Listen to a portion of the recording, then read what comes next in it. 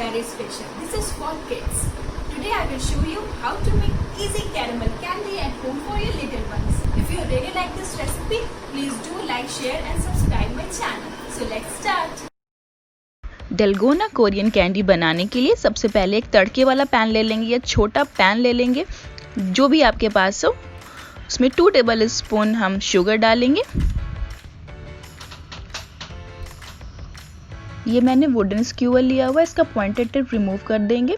अगर आपके पास wooden square नहीं है तो आप स्पून का बैक पोर्शन भी यूज़ कर सकते हो। इसको कंटिन्यू स्टर करते रहना है ऑन लो फ्लेम, अदरवाइज आपकी शुगर जल सकती है और जल जाएगी तो फिर बिटर टेस्ट देगी आपकी कैंडी, इसलिए ये पॉइंट नोट करके रखिएगा।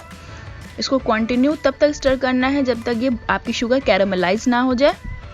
ये देखिए कैरामलाइज हो गई। अब हम इसमें 1 पिंच ऑफ बेकिंग सोडा डाल देंगे और इसको कंटिन्यू ऐसे ही चलाते रहेंगे तब तक जब तक ये कॉफ़ी कलर ना दे दे। मीनवाइल अपनी कैंडी मिक्सचर को पोर करने के लिए अपने किचन के काउंटर टॉप पे या स्टील की प्लेट पे या किसी भी स्मूथ सरफेस पे आप इसको पोर करेंगे। पोर करने से पहले आप काउंटर टॉप को ब्रश से ग्रीस कर लीजिए विद ऑयल और एनी बटर और एनी घी।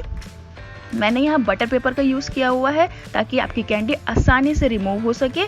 सेम स्क्यूअर जिसे हम चला रहे थे अपनी कैंडी को, वो मैंने इसमें पुट कर दिया है। कैंडी को और ब्यूटीफुल बनाने के लिए मैंने यहाँ पे ड्राई फ्रूट का यूज़ किया हुआ है।